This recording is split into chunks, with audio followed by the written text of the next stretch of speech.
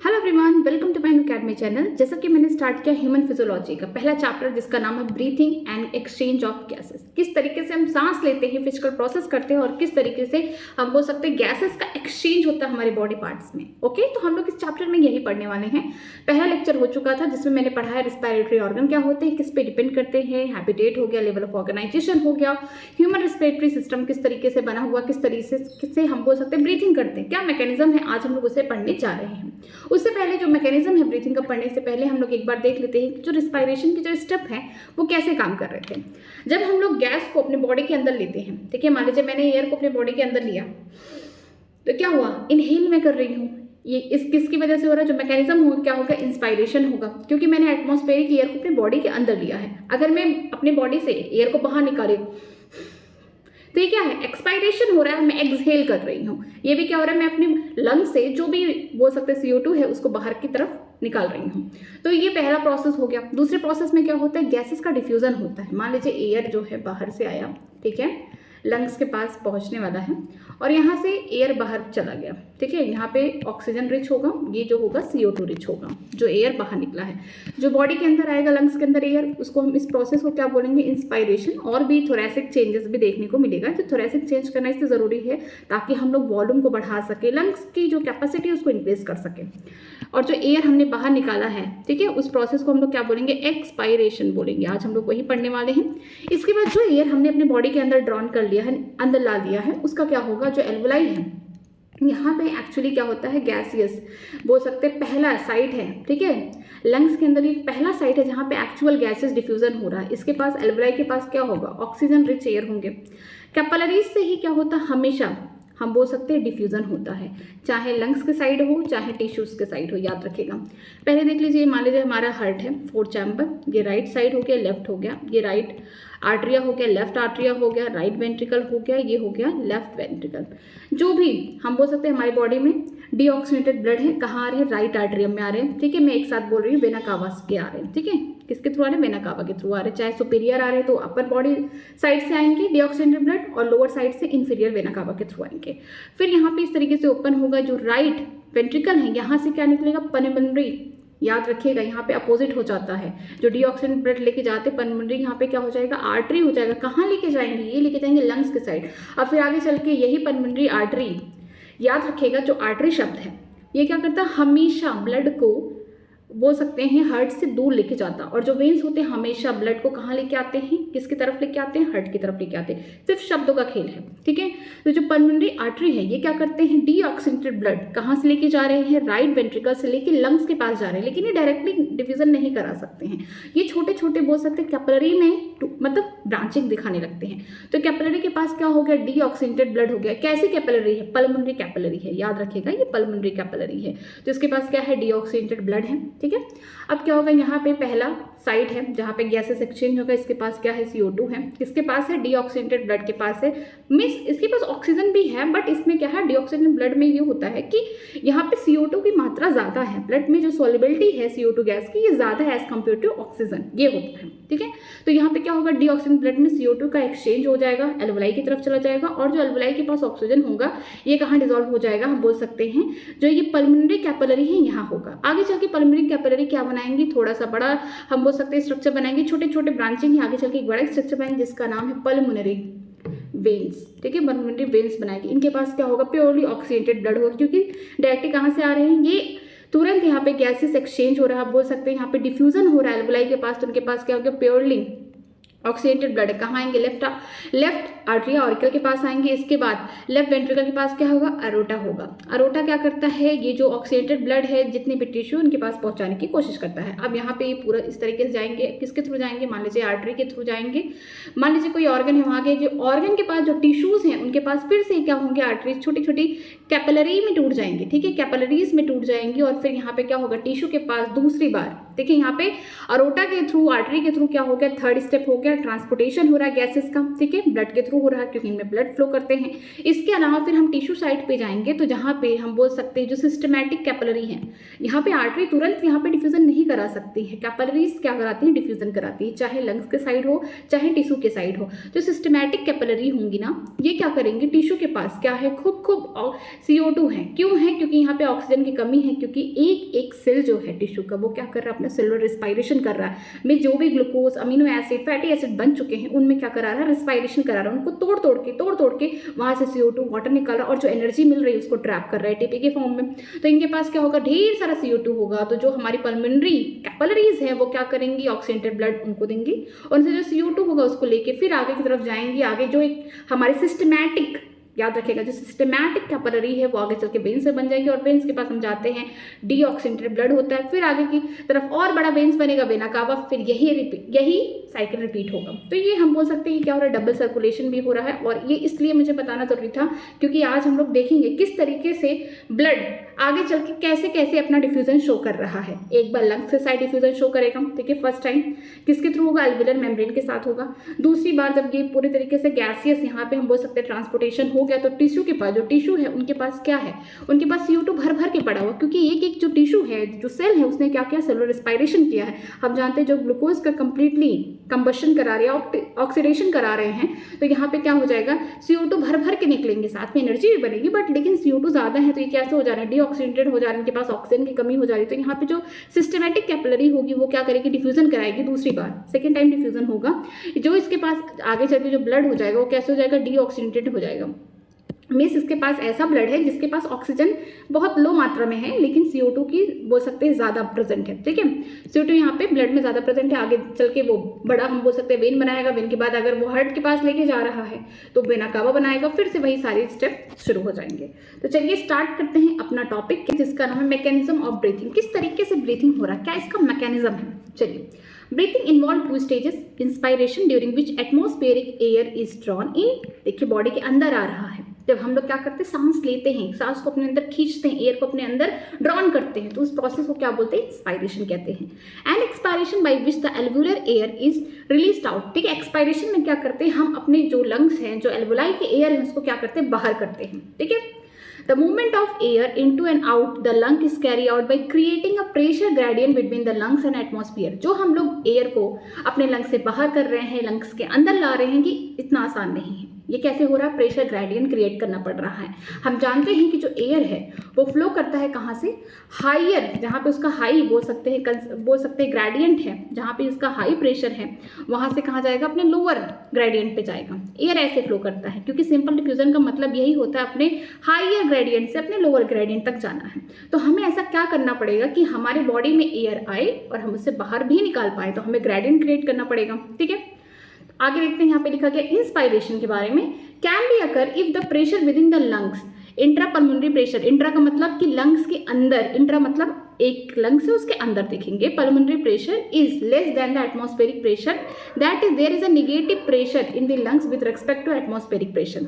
Inspiration में क्या होगा, हम सांस को खींच रहे हैं, बाहर से ले रहे हैं, इसका मतलब एटमॉस्फेयर में कहीं ना कहीं जो एयर है या फिर बोल सकते हैं जो हम लोग एयर ड्रॉन कर रहे हैं वहाँ पे वो कहाँ कैसे प्रेजेंट है, हाइयर अपने ग्रेडियंट में प्रेजेंट है, ठीक है। यहाँ पे ये अपने हाइयर ग्रेडियंट में प्रेजेंट है, तो उसको हम कहाँ लेके आ रहे हैं, लोअर ग्रेडियंट में। तो हमारे लंग्स में जो होगा प्रेशर है वो कम है, ठीक है, as compare to atmospheric pressure से।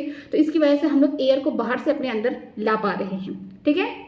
यहाँ पे ये बोल सकते हैं जो इंट्रा पल्मोनरी प्रेशर है, लंग्स के अंदर जो प्रेशर होगा एटमॉस्फेरिक प्रेशर से कम होगा, या फिर हम बोल सकते हैं ये निगेटिव प्रेशर होगा with respect to atmospheric pressure. Similarly the expiration take place when the intra pulmonary pressure is higher than the atmospheric pressure. इसी तरीके से एक्सपायरेशन में क्या होगा, जब हम अपने अंदर से एयर को बाहर निकाल रहे हैं तो इसका मतलब कहीं ना कहीं हमारे लंग्स में प्रेशर ज़्यादा होना चाहिए as compare to atmospheric pressure, क्योंकि जब भी एयर है वो अपने हाई ग्रेडियंट से, हाई प्रेशर ग्रेडियंट से कहाँ जा रहा है, लोअर प्रेशर ग्रेडियंट में जा रहा है। तो जब हम एक्सपायरेशन कर रहे हैं तो हम अंदर से क्या कर रहे हैं, एयर को बाहर कर रहे हैं, ठीक है, हम एक्सहेल कर रहे हैं, ठीक है, एयर को बाहर निकाल रहे हैं। तो कहीं ना कहीं हमारे लंग्स के अंदर क्या होगा, यहाँ पे जो प्रेशर है ये क्या होगा, हाई होगा एज कम्पेयर टू एटमॉस्फेरिक, ठीक है। आगे देखते हैं अब इसके लिए क्या क्या मैकेनिज्म है, किस तरीके से हम प्रेशर को बढ़ा सकते हैं, घटा सकते हैं लंग्स में। डायरेक्टली तो हम बोल सकते हैं कि लंग्स में कोई चेंज नहीं कर सकते, लेकिन जो हमारा थोरैसिक चैम्बर है, थोरैसिक चैम्बर कैसे बना है, जो ये है वेंट्रल साइड। वेंट्रल साइड मतलब आगे की बात कर रही हूँ। ये क्या है वेंट्रल साइड, ये क्या हो गया, ये स्टर्नम हो गया, इसी को हम रिस्ट बोन भी कहते हैं, ठीक है। इसके लैटरल साइड से इस तरीके से क्या निकले हुए हैं, रिब्स निकले हुए हैं, ठीक है, इस तरीके से रिब्स निकले हुए लैटरली, ठीक।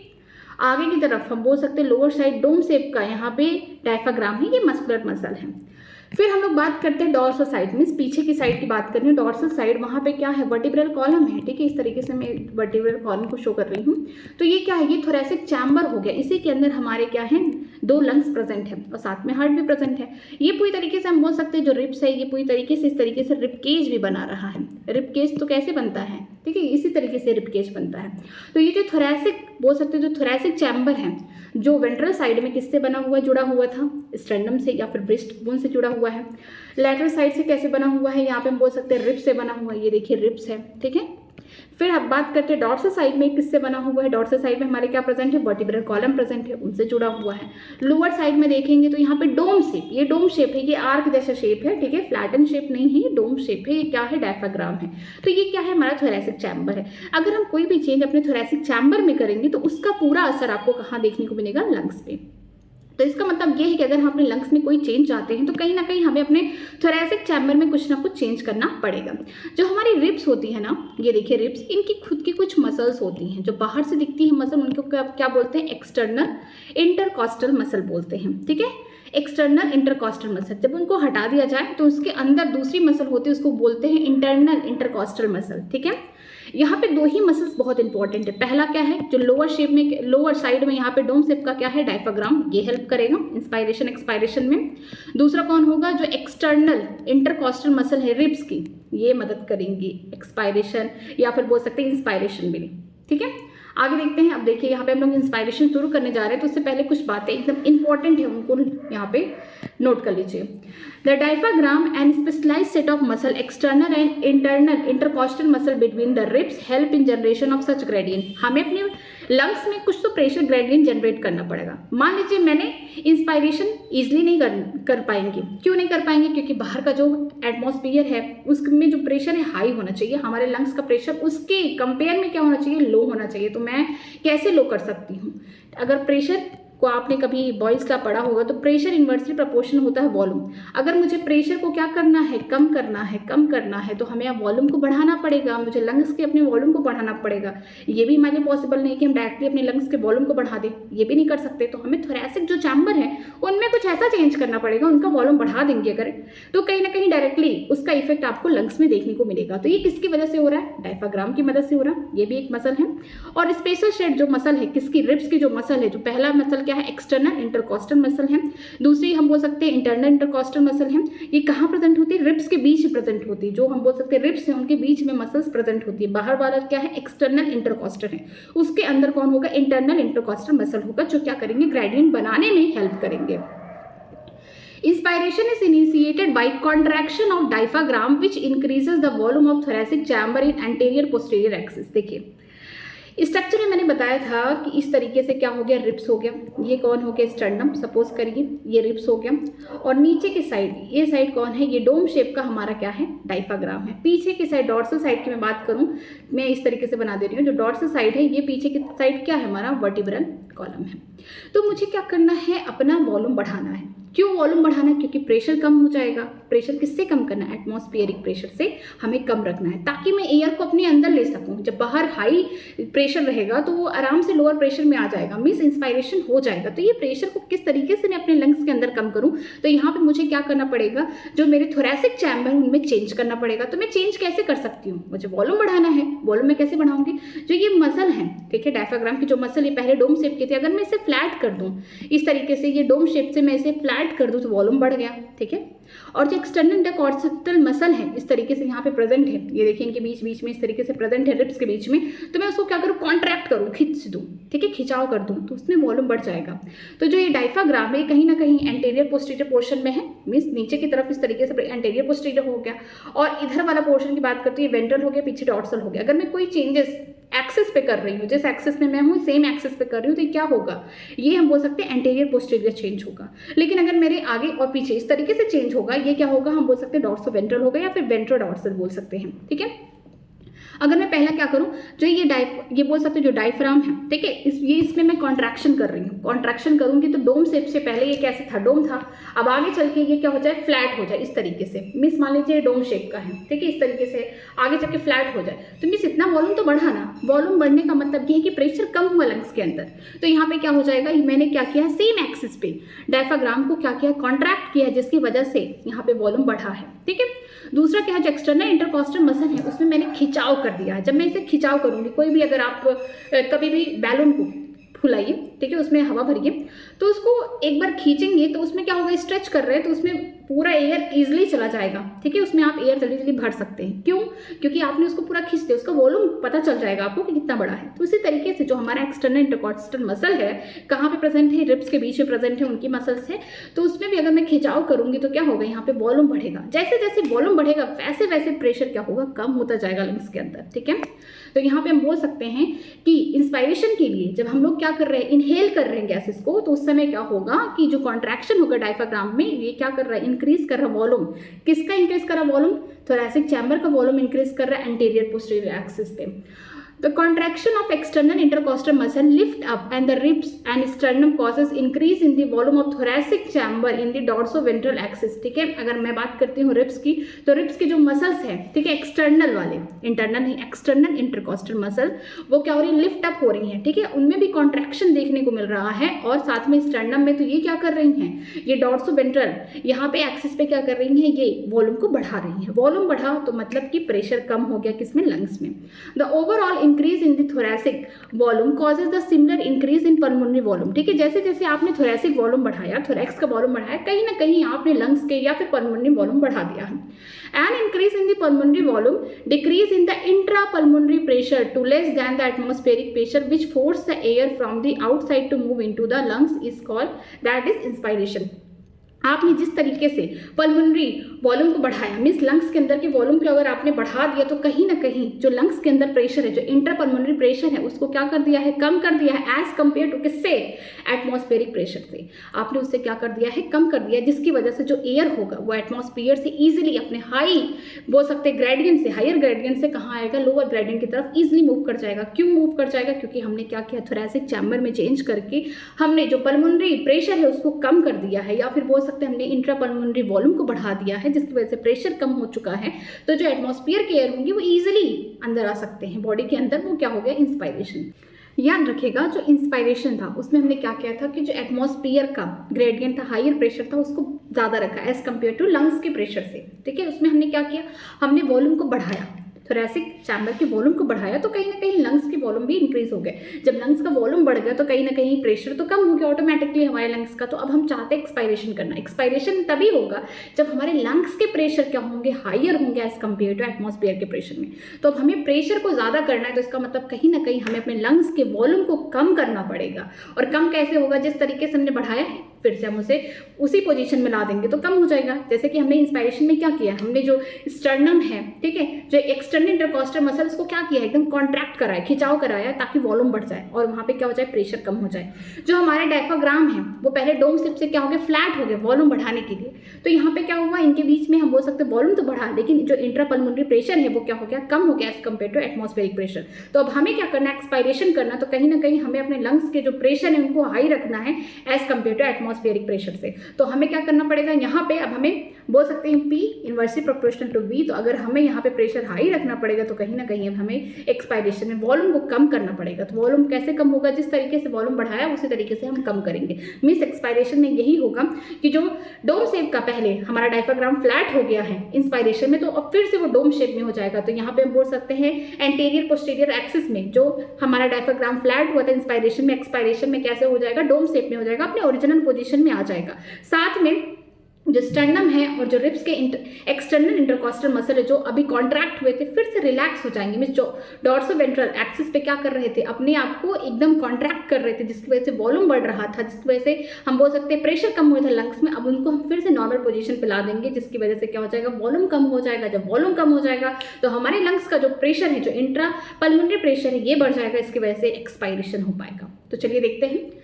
Relaxation of the diaphragm means relaxed हो गया, जो अभी इंस्पायरेशन में बोल सकते हैं जो फ्लैटन था फिर से रिलैक्स हो गया, फिर से डोम शेप में आ गया है। ठीक है। एंड यहाँ पे लिखा है intercostal muscle means external intercostal muscle return to the diaphragm sternum to their normal position and reduce the thoracic volume and thereby the pulmonary volume. ठीक है। अभी जो डायफ्राग्राम पहले इंस्पायरेशन में फ्लैट हुआ करता था फिर से डोम पोजीशन में आ गया है, और जो स्टर्नम है, जो एक्सटर्नल इंटरकॉस्टल मसल है, जो कॉन्ट्रैक्ट हुए थे, जो राइजन हुए थे, फिर से क्या हो जाएंगे, जो रेस्ट हुए थे फिर से क्या हो जाएंगे, नॉर्मल पोजीशन पे आ जाएंगे, जिसकी वजह से हम बोल सकते हैं कि वॉल्यूम, थोरैसिक वॉल्यूम क्या हो जाएगा, कम हो जाएगा।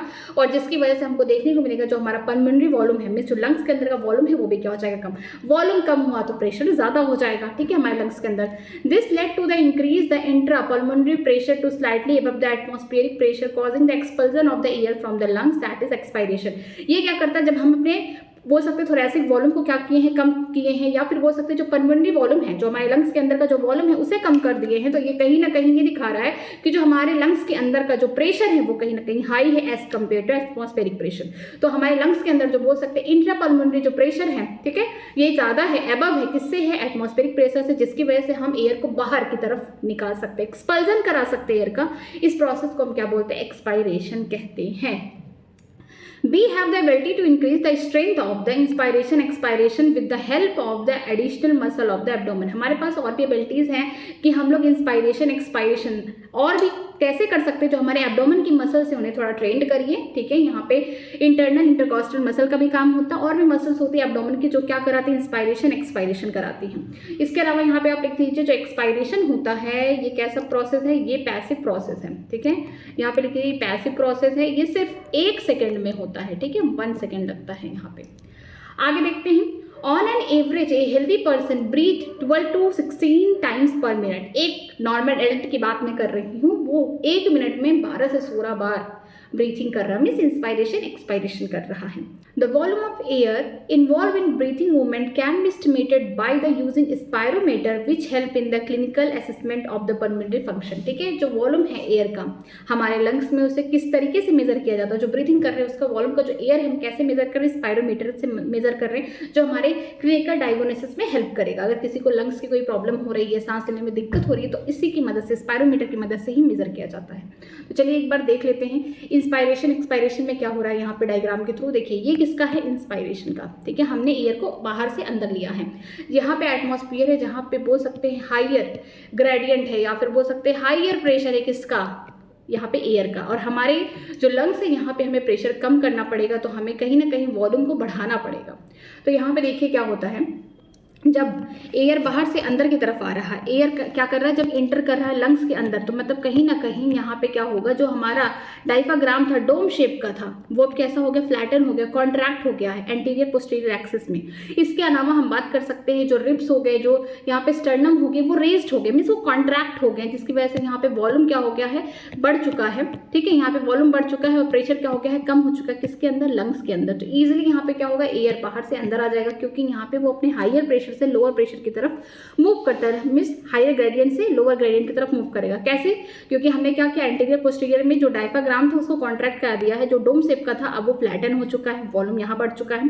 दूसरी जगह हमने क्या किया है, जो थोरैक्स है, ठीक है, जो रिब्स हो गया, स्टर्नम हो गया, उसे रेस्ट कर दिया, उसमें भी कॉन्ट्रैक्शन शो कर दिया है, जो उनके मसल्स में, रिब्स के मसल्स में, साथ में स्टर्नम में, ताकि जो डॉर्सली वेंट्रल एक्सिस है वहां पे क्या हो सके, कॉन्ट्रैक्शन हो सके, उधर से भी वॉल्यूम बढ़ सके। ठीक है, ये हम लोग थोरैक्स में चेंज कर रहे हैं, जिसकी वजह से हमें पूरा इसका इफेक्ट देखने को कहाँ मिलेगा, लंग्स में। तो लंग्स के अंदर यहाँ पे वॉल्यूम बढ़ जाएगा और प्रेशर क्या हो जाएंगे, एटमॉस्फेयर से कम हो जाएंगे। देखिए यहाँ पे लिखा है वॉल्यूम ऑफ थोरैक्स इंक्रीज है, वॉल्यूम बढ़ रहा है तो कहीं ना कहीं प्रेशर कम हो रहा है, प्रेशर लोअर हो रहा है एटमॉस्फेयर से, इसका मतलब क्या होने वाला है, इंस्पायरेशन होने वाला, एक्टिव प्रोसेस है, 2 सेकेंड में होगा। फिर देखते हैं एक्सपायरेशन। अब हम क्या कर रहे हैं, एयर को बाहर निकाल रहे हैं, एक्सपल्स कर रहे हैं। ठीक है, तो air expel from the lungs किस तरीके से होगा, जब लंग्स के अंदर क्या होगा, प्रेशर हाई होगा, ठीक है, हायर प्रेशर होगा लंग्स से, क्योंकि हम जानते हैं एयर तो यही कहता है कि हम अपने हायर प्रेशर से लोअर प्रेशर की तरफ जाते हैं। तो ये तभी होगा जब हमारे लंग्स के अंदर क्या होगा, हायर ग्रेडियंट होगा, या फिर बोल सकते हैं हायर प्रेशर होगा, किससे, एटमॉस्फेयर से, ठीक है। तो यहाँ पे हमें प्रेशर को हाई करना है, तो कहीं ना कहीं प्रेशर इनवर्सली प्रोपोर्शन वॉल्यूम है, हमें प्रेशर को बढ़ाना है, तो वॉल्यूम को क्या करना पड़ेगा, लंग्स के कम करना पड़ेगा। हम लंग्स को तुरंत थोड़ी ना कर सकते हैं, हम थोरेसिक चैम्बर में चेंज करेंगे जिसका इंपैक्ट हमको देखने को मिलेगा लंग्स पे, ठीक। तो हम क्या करेंगे, जो हमारा डायफ्राग्राम फ्लैटन था इंस्पायरेशन में, फिर से वो कैसा हो गया, डोम शेप का हो गया, diaphragm relax and arch upward, फिर से वो अपने डोम शेप में आ गया, ठीक है, जिसकी वजह से यहाँ पे हम बोल सकते हैं एंटीरियर पोस्टीरियर एक्सिस पे यहाँ पे वॉल्यूम कम हो रहा है, वॉल्यूम कम हो रहा है तो मतलब कहीं ना कहीं प्रेशर बढ़ रहा है। फिर जो रिब्स हैं, जो स्टर्नम है, return to the original position, फिर से जैसे कॉन्ट्रैक्ट थे फिर से क्या होते हैं, रिलैक्स्ड हो गए, तो हम बोल सकते हैं डॉर्सोवेंट्रली जो हमारे रिब्स थे, यहाँ पे एक्सटर्नल इंटरकॉस्टल मसल थे जो पहले इंस्पायरेशन में कॉन्ट्रैक्ट हुआ करते थे, अब फिर से वो रिलैक्स्ड हो गए, फिर से अपने नॉर्मल पोजीशन पे हो गए। तो यहाँ पे क्या हो जाएगा, वॉल्यूम क्या हो जाएगा, हमारे थोरेसिक चैम्बर का कम हो गया, इसका मतलब लंग्स का यहाँ पे हम बोल सकते हैं वॉल्यूम कम हुआ, प्रेशर ज्यादा हो गया, जिसकी वजह से हम बोल सकते हैं जो वॉल्यूम है थोरैक्स का वो डिक्रीज हो गया, प्रेशर बढ़ गया, तो यहाँ पे इजीली हमारे लंग्स से एयर बाहर चला जाएगा। पैसिव प्रोसेस है, 1 सेकेंड में होता है, ठीक है। आगे देखते हैं रिस्पायरेटरी वॉल्यूम एंड कैपेसिटीज, कितना एयर हम अपने बॉडी के अंदर ले रहे हैं, मींस लंग्स के अंदर ले रहे हैं, कितना एयर हम बाहर कर रहे थे, कि क्या बोलते हैं, रिस्पायरेटरी वॉल्यूम बोलते हैं। और कुछ रिस्पायरेटरी वॉल्यूम्स को मैट करके रिस्पायरेटरी कैपेसिटीज को भी निकाल सकते हैं, ठीक है। चलिए मैं एक ग्राफ बनाती हूँ जिससे आपको ईजिली थोड़ा समझ में आए। देखिए मैं ग्राफ यहाँ बनाऊंगी, यहाँ पे देखिए, ये मान लीजिए एक नॉर्मल ग्राफ है, बस समझने के लिए, ऐसा कुछ नहीं है कि एक स्पेसिफिक ग्राफ है। यहाँ पे देखिए ये वाला जो है, अगर आप एयर को अंदर लेंगे बाहर लेंगे, नॉर्मली आप इंस्पायरेशन तो कर रहे हैं, मैं भी कर रही हूँ, आप भी कर रहे हैं, एक्सपायरेशन भी कर रहे हैं साथ में, तो हम लोग नॉर्मल एयर को अंदर भी कर रहे हैं बाहर भी कर रहे हैं, कोई डीप ब्रीथिंग नहीं कर रहे हैं, ठीक है। तो इस तरीके से क्या होगा, एयर देखिए हम लोग यहाँ पे अंदर कर रहे हैं बाहर कर रहे हैं, एक नॉर्मल इस तरीके से ग्राफ चलेगा, क्योंकि हम कोई डीप ब्रीथिंग नहीं कर रहे, कोई फोर्सफुल इंस्पायरेशन नहीं कर रहे हैं, तो हमने नॉर्मल किया है, तो हमने क्या कर रहे हैं, हम इंस्पायरेशन कर रहे हैं, एक्सपायरेशन कर रहे हैं, वो क्या होगा, टीवी होगा। टीवी का मतलब होता है टाइडल वॉल्यूम, टाइडल वॉल्यूम में हम क्या करेंगे, नॉर्मली केवल देखिए, नॉर्मली हम क्या कर रहे हैं, अंदर एयर को ले रहे हैं, मींस इंस्पायरेशन कर रहे हैं, फिर हम क्या कर रहे हैं, नॉर्मली एक्सपायरेशन कर रहे हैं, ये क्या हो गया, टीवी हो गया। लेकिन कभी कभी क्या होगा, हम फोर्सफुल कुछ एयर को जबरदस्ती अपने लंग्स के अंदर लेंगे, जब योगा कर रहे हैं, या फिर हम ऐसे ही जब हमको ज़्यादा एयर की ज़रूरत है तो हम क्या करें, और एयर को अपने लंग्स में खींच के अंदर कर रहे हैं। क्यों कर रहे हैं, देखिए पहले तो हम नॉर्मली कर सकते हैं, ठीक है, ये क्या है, टीवी है, जो नॉर्मल हम लोग क्या बोल सकते हैं, इंस्पायरेशन कर रहे हैं, लेकिन हम इससे ज़्यादा भी एयर को खींच के अपने लंग्स में ला सकते हैं, ठीक है। यहाँ तक टीवी था, ये देखिए यहाँ तक हम बोल सकते हैं टीवी, नॉर्मल इंस्पायरेशन चल रहा है, नॉर्मल एक्सपायरेशन चल रहा है, हम इतना एयर और भी खींच के अपने लंग्स में ला सकते हैं, ठीक है। फिर देखिए जब हम निकालेंगे तो ये क्या हो गया, फिर से हम आ गए, हम बोल सकते हैं ये जो टीवी है ये क्या हो गया, एक्सपायरेशन हो रहा है, नॉर्मल एक्सपायरेशन।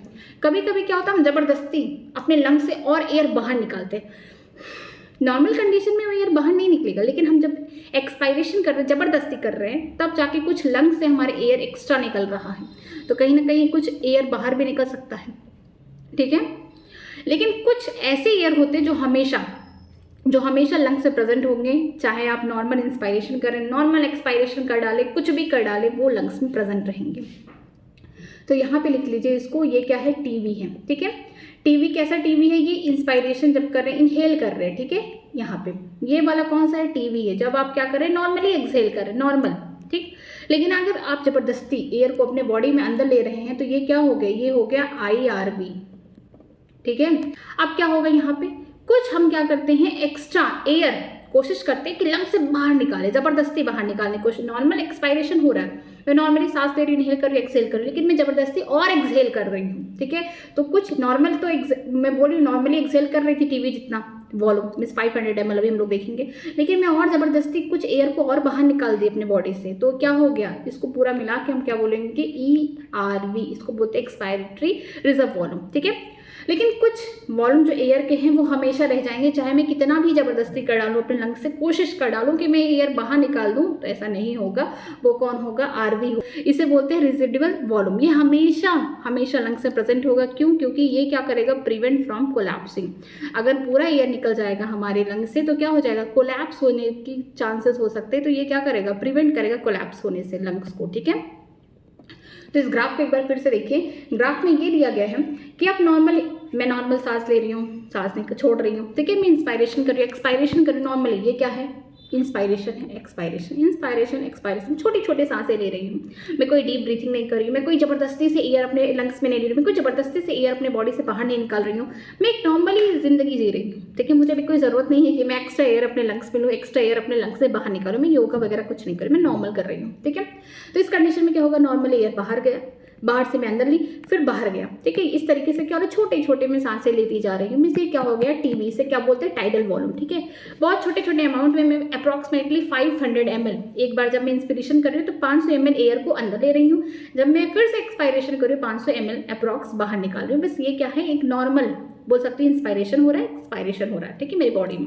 इसे हम क्या बोलते हैं, इसे हम बोलते हैं टीबी, टाइडल वॉल्यूम बोलते हैं। लेकिन मेरा मन कहा नहीं, मैं एक बार चेक करती हूँ मेरे लंग्स और भी एयर को क्या ले सकता है बाहर से। मैं जबरदस्ती से क्या कर रही हूँ, सांस को फिर से इस तरीके से खींच रही हूँ ताकि मेरे लंग्स के अंदर फिर से आ जाए कुछ एयर। ठीक है, मैं चेक कर रही हूँ कि मेरे लंग्स और भी एयर को ऑक्युपाई कर सकते हैं कि नहीं। मैं जबरदस्ती से इनहेल कर रही हूँ। ठीक है, मैं सांस को और खींच रही हूँ। पहले मैं टीबी इतना कर रही थी, मैं 500 ml हर बार ब्रीथिंग में ले रही थी एयर को, लेकिन मैं एक्स्ट्रा एयर और भी जबरदस्ती से खींची तो मैं देखी मेरे लंग्स के जो वॉल्यूम है उसमें देखिए मैं एयर और भर चुके हैं। तो उसको मिला के टीबी के साथ जो एक्स्ट्रा एयर मैंने लिया उसको मिला के क्या बोलेंगे, IRV बोलेंगे। ठीक है, इसको बोलेंगे इंस्पायरेटरी रिजर्व वॉल्यूम। अगर आपने इतना एयर ले लिया है तो आप कभी ये भी सोचते होंगे कि हम नॉर्मल एक्सपायरेशन कर रहे हैं, नॉर्मल ले रहे हैं, लेकिन मैं ज़बरदस्ती एयर निकाल रही हूँ। कभी आप ये देखिए कि आप अगर ज़बरदस्ती एयर ले रहे हैं, लंग्स के अंदर एयर को ले रहे हैं, तो आप देखेंगे कुछ ज़्यादा एयर खींचते हैं लंग्स में। लेकिन जब आप एक ज़बरदस्ती फोर्सफुल एक्सपायरेशन करते हैं तो बहुत कम ही एयर बाहर निकल पाता है। ठीक है, यहाँ पे देखेंगे कि आपने बोल सकते फोर्सफुल इंस्पायरेशन किया तो आपने कुछ एयर और एक्स्ट्रा ले लिया। टीवी तो लेते ही आप जितना 500 ml था हर बार इंस्पायरेशन में एक्सपायरेशन में निकाल रहे थे, ले रहे थे, लेकिन इसके अलावा आप फोर्सफुल यहाँ पे बोल सकते हैं इंस्पायरेशन कर रहे हैं, इनहेल कर रहे हैं, तो आप कुछ एक्स्ट्रा एयर ले रहे हैं। कुछ जो फोर्सफुल यहाँ पे इंस्पायरेशन किया है, जो एयर है एक्स्ट्रा, उसको मिला के क्या बोलेंगे, IRV। अगर आपने क्या किया, ये सब ले लिया, फिर आपका मन है कि नॉर्मल आप क्या कर रहे हैं, ब्रीथिंग कर रहे हैं, लेकिन आपका मन अचानक से हुआ कि आप क्या कर रहे हैं कि कुछ एयर को और एक्स्ट्रा फोर्सफुली क्या करना चाहते हैं, बाहर निकालना चाहते हैं, एक्सपायरेशन करना चाहते हैं, फोर्सफुल एक्सपायरेशन करना चाहते हैं। तो जो लंग्स के अंदर कुछ एयर प्रेजेंट होंगे उनको क्या करना चाहते हैं, बाहर निकालना चाहते हैं इस तरीके से। तो यहाँ पे क्या हो जाएगा, टीवी जो एक्स्ट्रा था, जो आप नॉर्मली एक्सपायरेशन करते, साथ में कुछ एयर एक्स्ट्रा जो है उसको आप बाहर निकाल रहे हैं। ठीक है, फोर्सफुली आप कुछ एयर को क्या कर रहे हैं, बाहर निकाल रहे हैं, उसे हम क्या बोलेंगे, ये जो एयर है, ठीक है, इसको हम क्या बोलेंगे, ERV बोलेंगे। फिर लेकिन चाहे आप कितना भी एक्सपायरेशन कर डालें, कुछ एयर ऐसे भी होते हैं जो लंग्स के अंदर हमेशा प्रेजेंट होंगे, उसे हम रेसिडुअल वॉल्यूम कहेंगे।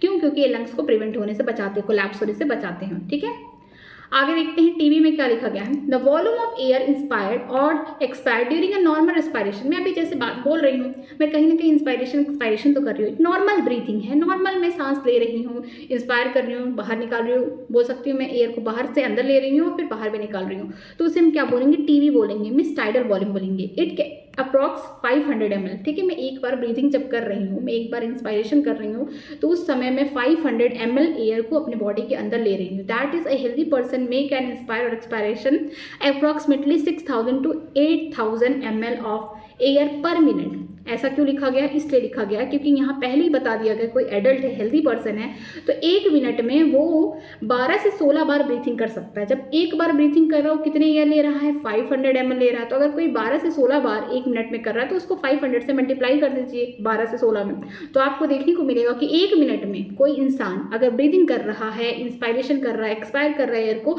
तो 6000 से 8000 ml एयर को अंदर और बाहर कर लेगा लंग्स से। ओके, आगे देखते हैं inspiratory reserve volume. Inspiratory reserve volume में देखते हैं IRV। A person can inspire by a forceful inspiration this average 2500 ml to 3000 ml। ठीक है, कोई पर्सन है अगर वो फोर्सफुली इंस्पायर्ड कर रहा है, ठीक है, ये जो है फोर्सफुली इंस्पायर्ड कर रहा है यहाँ से यहाँ तक, ठीक है, ये जो एयर है, ये जो फोर्सफुली इंस्पायर्ड कर रहा है इतना एयर को, उसको हम क्या बोलेंगे, IRV। वो जबरदस्ती, पहले तो नॉर्मली इतना ही लेता, लेकिन ये क्या कर रहा है, फोर्सफुली इतना एयर को एक्स्ट्रा ले रहा है, उसे हम क्या बोलेंगे, IRV बोलेंगे। ठीक है, जब हम इसको टीवी के साथ ऐड कर देंगे तो इसे हम बोलेंगे IRC। ठीक है, ये हम कैपेसिटीज में ऐड करेंगे। ओके, इस समय ऐड नहीं करेंगे, यहाँ पे आप इसको रफ कर लीजिए, इसको ऐड नहीं करेंगे, यहाँ पे ऐड नहीं होगा, यहाँ पे ऐड नहीं होगा,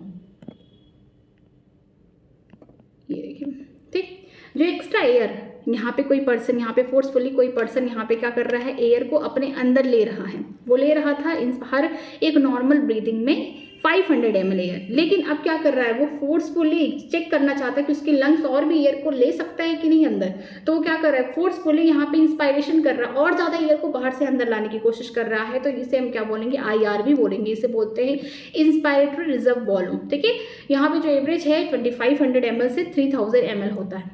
फिर देखते हैं एक्सपायरेटरी रिजर्व वॉल्यूम में ERV में क्या होगा कि हम नॉर्मली एक्सपायरेशन कर रहे हैं, नॉर्मली मैं साथ, लेकिन मैं सोचती हूँ मैं और एयर बाहर निकालूं, ठीक है, जबरदस्ती। तो a person can expire by a forceful expiration this average 1000 ml to 1100 ml। ठीक है, इसमें क्या होगा, जो एक्सपायरेशन होगा जो हमारे लंग्स के अंदर, अगर आप नॉर्मल ब्रीथिंग कर रहे हैं, यहाँ पे देखिए, अगर आप नॉर्मल ब्रीथिंग कर रहे हैं तो आपको बस इतना ही एयर बाहर जा रहा है, एक्सेल हो रहा है, लेकिन कहीं ना कहीं आपके लंग्स के पास इतने एयर पहले से भी पड़े हुए हैं, मीन्स ये पहले से ही आपके लंग्स में है। आप जबरदस्ती से कुछ एयर और निकाल रहे हैं, एक्सेल कर रहे हैं, तो उसमें क्या हो रहा है कि 1000 ml से 1100 ml कुछ एयर बाहर निकल रहे हैं फोर्सफुली। जब आप यहाँ पे एक्सपायरेशन कर रहे हैं तो यहाँ पे कुछ एयर निकल रहे, जो ERV हो गया चाहे RV हो गया, ये कहीं ना कहीं लंग्स में पहले से ही प्रेजेंट है। ठीक है, इसको आप निकाल नहीं रहे, ये तब निकाल पा रहे हैं ERV को, मीन्स इंस्पायरेटरी रिजर्व वॉल्यूम को, जब आप कोई इंसान जब फोर्सफुली यहाँ पे बोल सकते हैं एक्सपायरेशन कर रहा है, वो चेक करना चाहता है कि कितना एयर वो अपने लंग से निकाल सकता है। ठीक है,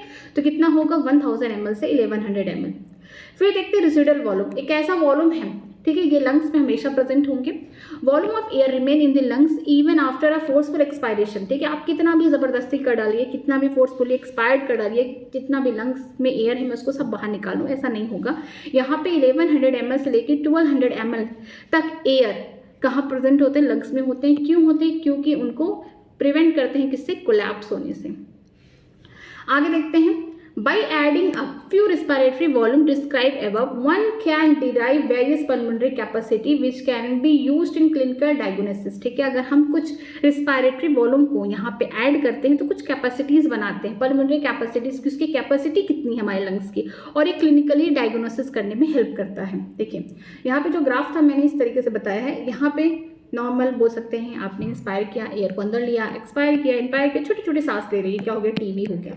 लेकिन आपने सोचा एक बार कि मैं और एयर को एक साथ ले लूँ, ठीक है, ये जबरदस्ती का आपने एयर को इनहेल कर लिया, इसको क्या बोलेंगे, IRV बोलेंगे। ठीक है, ये क्या होगा, इंस्पायरेटरी रिजर्व वॉल्यूम, इसकी वैल्यू होगी 2500 ml से लेकर 3000 ml। जो टीवी है वो क्या है, अप्रॉक्सीमेटली एक ब्रीथिंग का बता रही हूँ, ये कितना है यहाँ पे 500 ml। अगर 1 मिनट का देखेंगे तो 6000 से 8000 ml होगा। फिर आप यहाँ पे क्या करते हैं, नॉर्मल एक्सहेल कर रहे हैं या नॉर्मल एक्सपायरेशन कर, लेकिन आपके मन में ये भी चुल था, नहीं मुझे और भी जो हमारे लंग्स के अंदर एयर है उसको मैं और भी फोर्सफुली क्या करूँ, बाहर निकालने की कोशिश करूँ। तो आप जो एक्स्ट्रा फोर्सफुली करके एयर निकालेंगे उसे क्या बोलेंगे, ERV बोलेंगे। कितना होगा, ये 1000 ml से लेकर 1100 ml तक होगा। इससे ज़्यादा एयर आप कितनी भी कोशिश कर डालिए नहीं निकलेगा।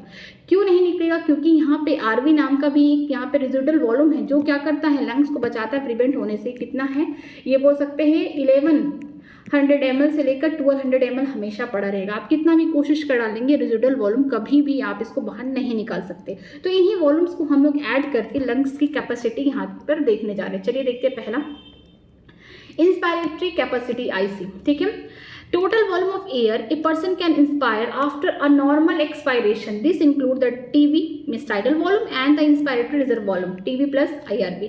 इंस्पायरेटरी कैपेसिटीज में क्या होगा, कैपेसिटीज का मतलब याद रखिएगा कि आप यहाँ पे जो रिस्पायरेटरी वॉल्यूम है उनको ऐड करके कैपेसिटीज बना रहे हैं। कोई इंसान है कि नॉर्मल एक्सपायरेशन में नॉर्मल की बाहर एयर निकाली, लेकिन मैं कितना एयर अपने बॉडी के अंदर ले सकती हैं, और इसी को क्या बोलते हैं, IC बोलते हैं, इंस्पायरेटरी कैपेसिटी बोलते हैं। यहाँ पे देखिए, एक इंसान है जिसने क्या किया, ये यहाँ पे देख लीजिए, इसने क्या किया, नॉर्मली एयर को एक्सहेल किया, बाहर निकाला, ठीक है, टीवी कर रहा है, लेकिन इसके बाद उसने नॉर्मल एक्सपायरेशन किया, फिर चेक करा कितना एयर वो अपने अंदर ले सकता है। टीवी तो ले ही रहा है साथ में, ठीक है, एक नॉर्मल अभी इंस्पायरेशन करता, नॉर्मल एक्सपायरेशन के बाद एक नॉर्मल इंस्पायरेशन होना था, लेकिन उसने क्या किया, जबरदस्ती का फोर्सफुली उसने क्या किया, कुछ एयर को और भी ले लिया, उसको क्या बोलते हैं, IRV बोलते हैं। जो एक्स्ट्रा एयर उसने फोर्सफुली लिया वो क्या है, IRV है।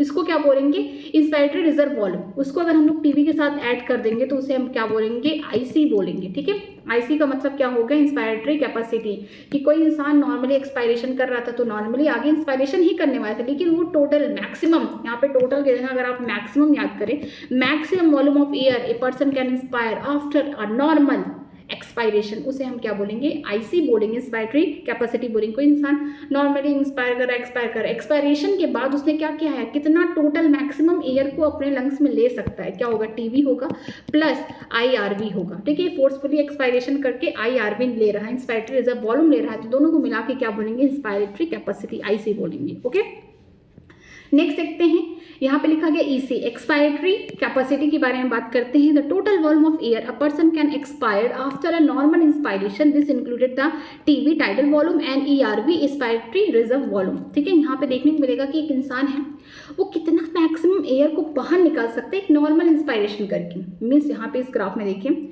कोई इंसान है, ये नॉर्मल उसने क्या किया है, इसने इंस्पायरेशन किया, आगे नॉर्मल एक्सपायरेशन होने वाला है, मैं नॉर्मली सांस ले रही हूँ, नॉर्मल ले रही हूँ, लेकिन मेरा मन कहा मैं अपने लंग्स के कितने एयर को और बाहर निकाल सकती हूँ, तो उसने क्या किया है, नॉर्मल यहाँ पे इंस्पायरेशन किया, नॉर्मल यहाँ पे एक्सपायरेशन होने वाला था, मीन्स एक्सेल करने वाला था, लेकिन उसने क्या किया, और भी जितने भी लंग्स में उसने कोशिश किया, पूरा फोर्सफुल पूरा जान लगा दिया कि कितने वॉल्यूम एयर और भी निकल सकते हैं बाहर। तो जो इसने एक्स्ट्रा एयर अपने लंग्स से निकाले वो कौन था, ईआरवी था, उसको क्या बोलते थे, इस एक्सपायरेटरी रिजर्व वॉल्यूम। जो पहले से लंग्स में थे उसने क्या किया, फोर्सफुली इस एयर को बाहर निकाला लंग्स से, और उसके साथ साथ वो नॉर्मल टीवी तो करता ही, नॉर्मल एक्सपायरेशन तो करता ही।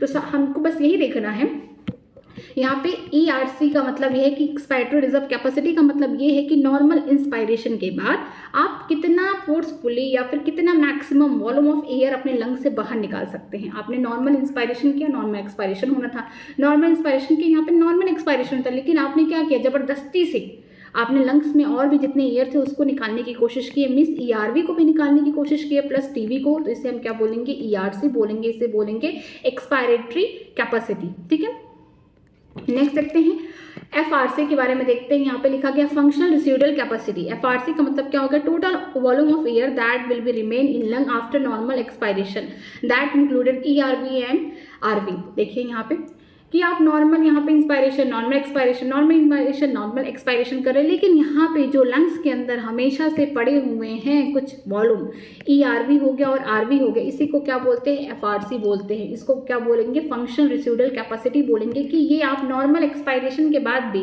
जो एयर आपके लंग्स में रह जा रहा उसको मिला के हम क्या बोलेंगे, फंक्शनल रिसीडुअल कैपेसिटी बोलेंगे। कौन रह जा रहा है, अगर आप नॉर्मल इंस्पायरेशन कर रहे हैं, एक्सपायरेशन कर रहे हैं, जरूरी नहीं है कि नॉर्मल इंस्पायरेशन ही करें, आप फोर्सफुल भी इंस्पायरेशन कर सकते हैं। आपने जबरदस्ती क्या किया, इतना नॉर्मल इंस्पायरेशन होता है, इतना नॉर्मल एक्सपायरेशन होता है, लेकिन आपने कहा नहीं मैं और एयर को अकोमोडेट करूंगा, अपने लंग्स में इकट्ठा करूंगा, तो यहाँ पे आपने क्या किया, फोर्सफुली ईआरवी इतना वॉल्यूम 2500 से यहाँ पे 3000 वॉल्यूम ml जो है यहाँ पे आपने वॉल्यूम ऑफ एयर इंस्पायर्ड किया, लेकिन फिर आपने क्या किया, एक नॉर्मल इंस्पायरेशन किया, तो इतना हो गया। लेकिन ये जो एयर है ऑलरेडी जो पहले से लंग्स से पड़े हैं, इन पे कोई इफेक्ट देखने को मिला नहीं पड़ा। क्यों, क्योंकि ये पहले से लंग्स में, जब आप फोर्सफुल इंस्पायरेशन करेंगे तभी आप ईआरवी को बाहर निकाल पाएंगे, नहीं तो नहीं निकाल पाएंगे, और आरवी तो किसी कंडीशन में नहीं निकलेगा। तो आपने नॉर्मली यहाँ पे क्या किया है, एक्सपायरेशन किया है। नॉर्मली एक्सपायरेशन के बाद चाहे आपने फोर्सफुली इंस्पायरेशन किया है या नहीं किया है, कोई इंपॉर्टेंस इस बात की नहीं है कि आप यहाँ पे नॉर्मल इंस्पायरेशन कर रहे हैं, नॉर्मल एक्सपायरेशन कर रहे हैं, उसके बाद भी जो भी वॉल्यूम ऑफ एयर आपके लंग्स में रह जा रहा है उसी को हम क्या बोल रहे हैं, एफआरसी बोल रहे हैं, फंक्शनल रिसीडुअल वॉल्यूम।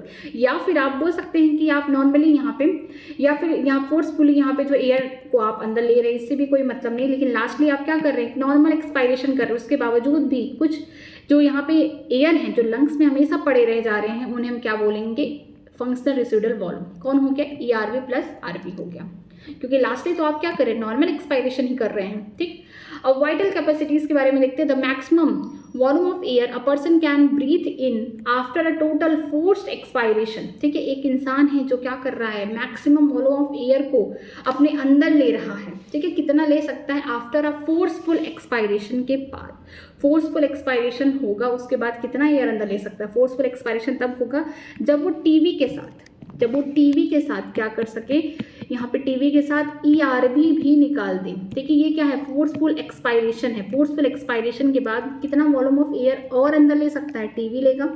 ठीक, इसके अलावा IRV लेगा, ठीक। इसके अलावा ERV भर का एयर ले सकता है। तो ये क्या है, फोर्सफुल एक्सपायरेशन के बाद वो कितना मैक्सिमम वॉल्यूम ऑफ एयर एक इंसान कर सकता है, अंदर ले सकता है। तो यहाँ पे लिखा है कि maximum volume of air a person can breathe in, अपने अंदर ले सकता है मैक्सिममली जब वो फोर्सफुल एक्सपायरेशन करे। जो हमारे लंग्स के अंदर जो वॉल्यूम अभी तक था, ठीक है, मैं नॉर्मली यहाँ पे इंस्पायरेशन का एक्सपायरेशन, लेकिन यहाँ पे हमेशा मेरे लंग्स के अंदर क्या प्रेजेंट है, ERV प्रेजेंट है और साथ में RV की तो बात ही नहीं करो, ये कभी नहीं निकलेगा।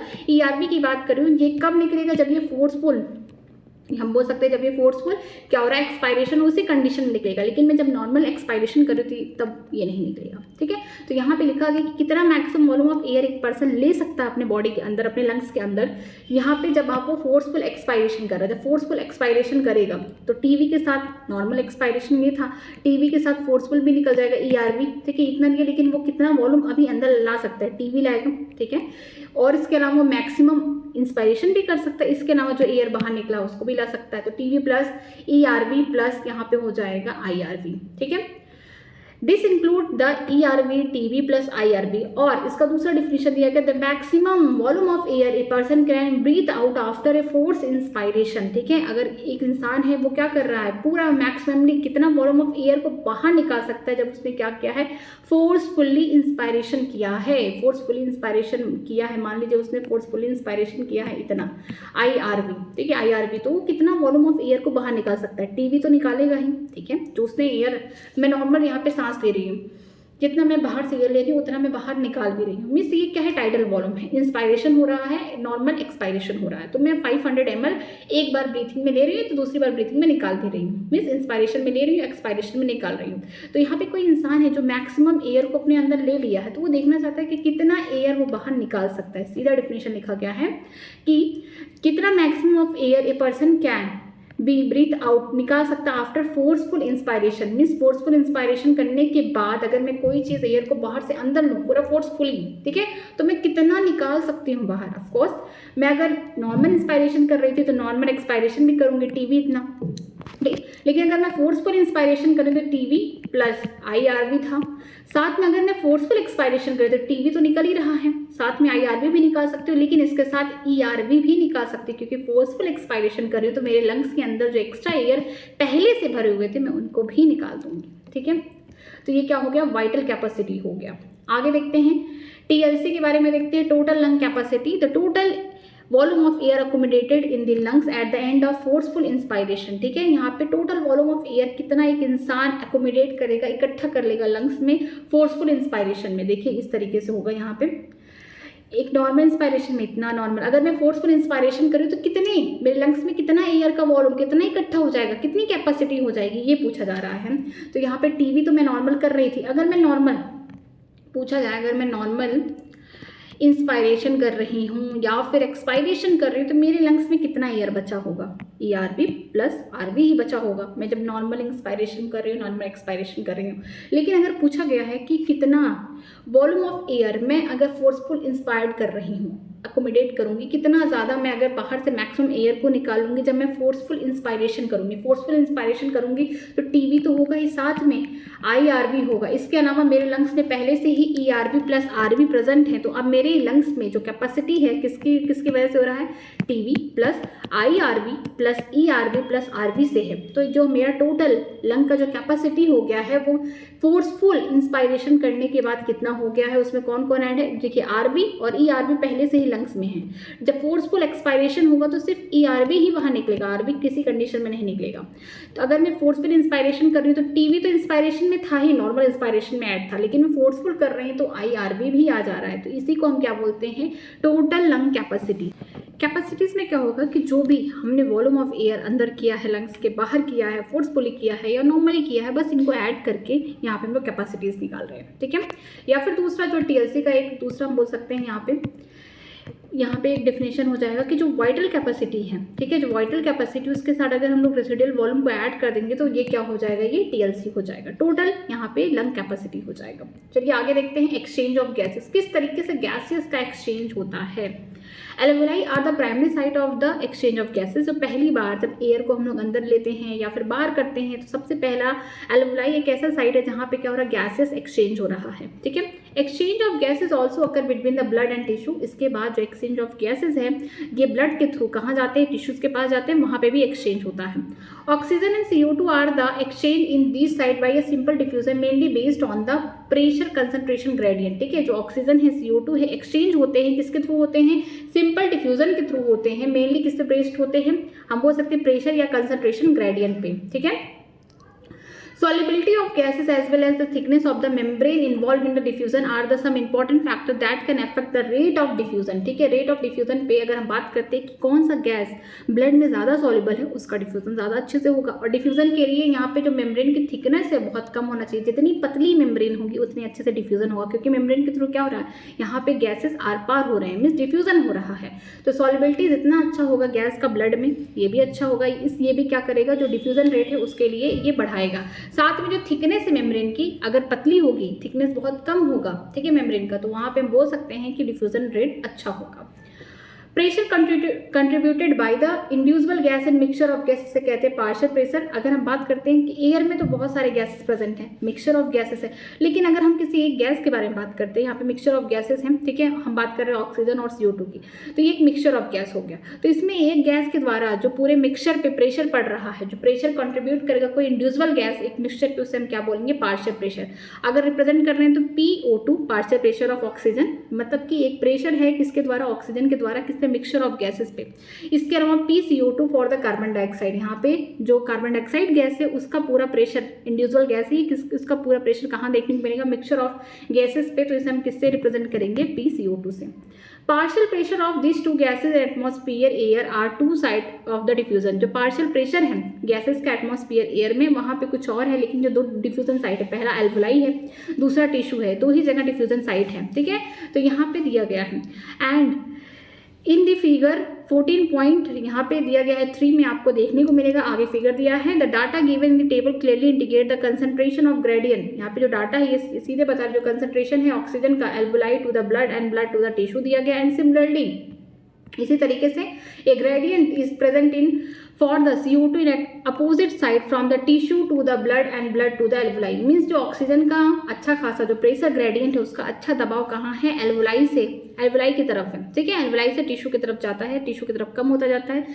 CO2 की बात करते हैं तो सबसे ज़्यादा टिश्यू के पास होता है और सबसे कम एल्वुलाई के पास होता है। जैसे कि अगर मैं एयर को बाहर से अंदर ले रही हूँ, मीन्स इंस्पायरेशन कर रही हूँ, तो जो ऑक्सीजन का पार्शियल प्रेशर है वो कितना है, 159 है एटमॉस्फेयर में।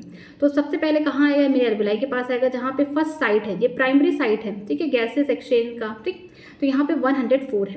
वहाँ से अगर हम बात करते हैं डीऑक्सीनेटेड ब्लड में जा रहा है तो 40 हो गया। अगर ऑक्सीनेटेड ब्लड में जा रहा है, मान लीजिए इसको छोड़ दीजिए, ये बाद में आएगा, ठीक है, आपने एयर लिया, फर्स्ट स्टेप ये हो गया, एल्वुलाई के पास जाएगा, जहाँ पे जो हम बोल सकते हैं जो ब्लड है उसमें ऑक्सीजन का जो पार्शियल प्रेशर है 104 है mm ऑफ Hg, ठीक है, आप ऐसे भी बोल सकते हैं, लेकिन पार्शियल प्रेशर से देखिए क्योंकि यूनिट यहाँ पे लिखी है।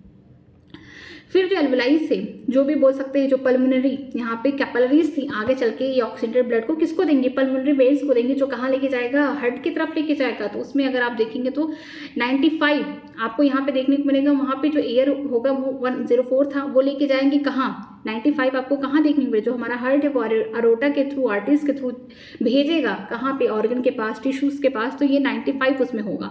जब हम टिश्यूज़ के पास पहुँचेंगे तो वहाँ पे जो पार्शियल प्रेशर कितना हो जाएगा, 40 हो जाएगा। क्यों, क्योंकि टिश्यूज़ के पास CO2 का कंसंट्रेशन ज़्यादा है ब्लड में। इसके अलावा जो डीऑक्सीनेटेड ब्लड है वेन्स के थ्रू जाएंगे तो उसमें भी 40 होगा, ठीक। अगर हम बात करते हैं CO2 का तो हमारे एटमॉस्फेयर में 0.3 है। इसके अलावा जब एल्वुलाई के पास जाएंगे तो एल्वुलाई के पास तो सबसे ज़्यादा ऑक्सीनेटेड ब्लड है, डीऑक्सीनेट का कोई मतलब नहीं, तो टिश्यूज से स्टार्ट करते हैं जहाँ पे कंसंट्रेशन सबसे ज़्यादा CO2 की होगी, 45 होगी। जब टिश्यू से ब्लड के थ्रू जब ये CO2 जा रहे हैं, डीऑक्सीनेटेड ब्लड में ही अच्छी बात बताई जा रही है, मीन्स वेन्स की बात करते हैं, तो इसमें क्या होगा, 45 होगा। अब ये जा रहे हैं कहाँ पे, ये बोल सकते हैं सुपीरियर या फिर इन्फीरियर वेना कावा के थ्रू कहाँ जाएंगे, राइट साइड जो है आर्टरिया ऑफ द हार्ट, वहाँ जाएंगे, ठीक है, वो डीऑक्सीनेटेड पूरा है एरिया।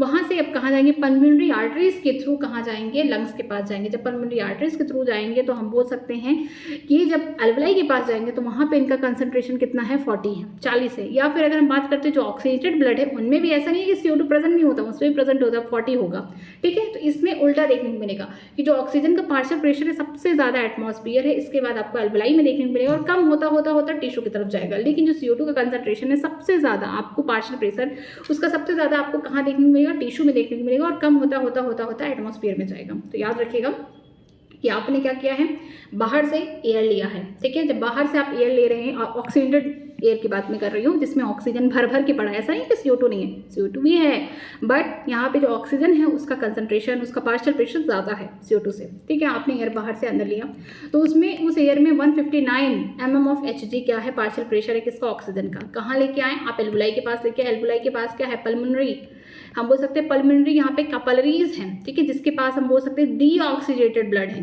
क्योंकि किससे बनी हुई है, यहाँ पे पल्मोनरी बोल सकते हैं आर्टरी थी, ये छोटे छोटे यहाँ पे ब्रांचिंग करके पल्मोनरी कैपिलरीज बनाई, जिसके पास क्या था, डीऑक्सीजेटेड ब्लड थे। यहाँ पे CO2 और ऑक्सीजन का क्या होगा, यहाँ पे डिफ्यूजन होगा, कहाँ पे, एल्वुलाई के पास।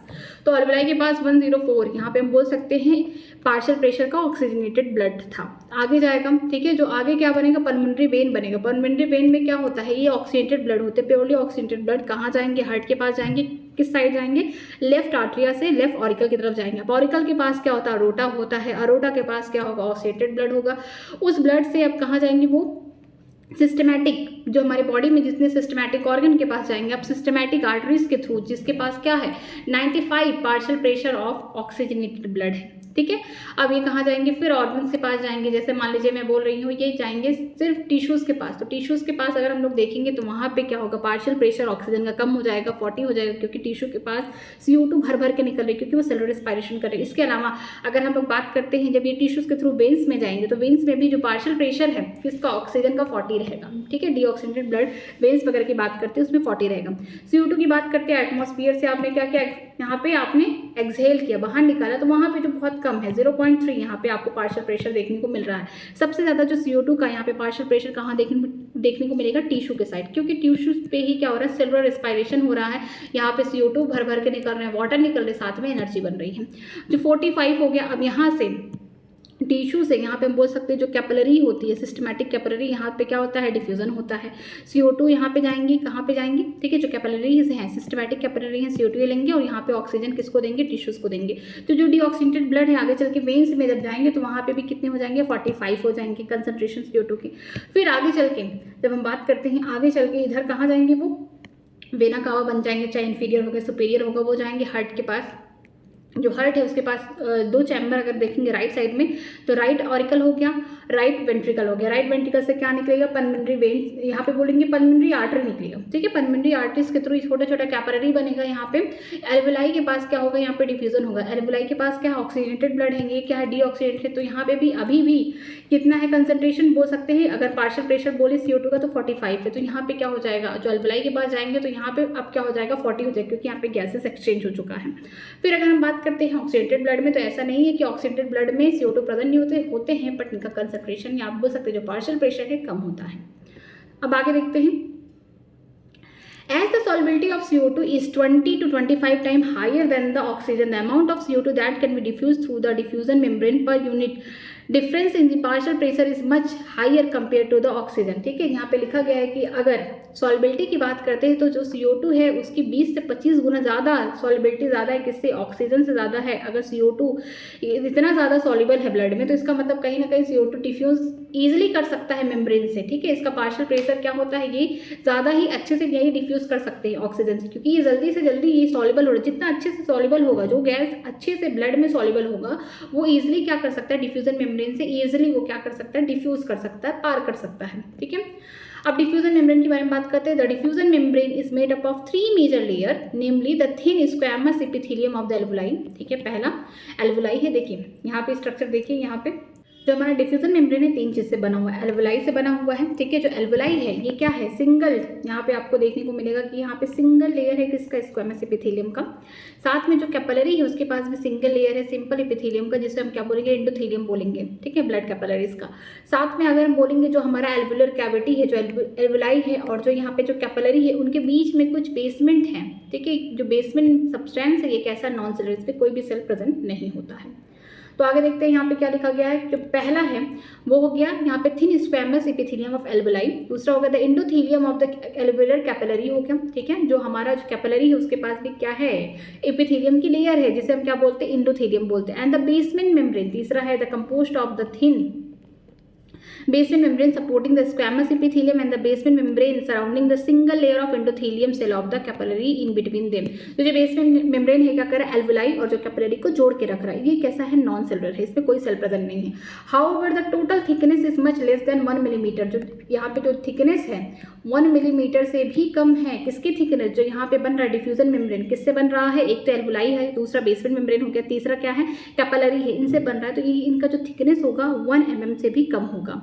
Therefore, all the factor in our body are favorable for the diffusion of the oxygen from alveoli to tissue and the CO2 from tissue to alveoli।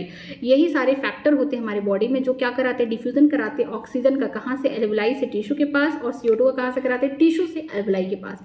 क्योंकि ऑक्सीजनेटेड ब्लड कहाँ से मिलेंगे, एल्वुलाई से मिलेंगे। कहाँ लेके जाना है, टिश्यू के पास लेके जाना है। डीऑक्सीजनेटेड ब्लड जहाँ पे CO2 का कंसंट्रेशन ज़्यादा है, कहाँ बनेंगे, वो टिश्यू के पास बनेंगे। उनको कहाँ लेके जाना, एल्वुलाई के पास जाना है। फिर एल्वुलाई क्या करेगा, एटमॉस्फेयर के पास भेज देगा। ठीक है, तो यहाँ पे डायग्राम दिया गया, आप इसको समझेंगे, इजली समझ में आ जाएगा आपको। ये मान लीजिए हमारा एल्वुलाई है, ठीक है, ये हमारा एटमॉस्फेयर है। अगर मैं बात करूँ कि मैं इंस्पायरेशन कर रही हूँ, मैं सांस ले रही हूँ बाहर से, तो जो ऑक्सीजन है उसका कंसंट्रेशन कितना है, 159 है। ठीक है, यहाँ पे 159 दिया गया है, 159 है। हमने एयर लिया और एल्वुलाई में देखा तो कितना हो गया, पार्शियल प्रेशर 104 हो गया।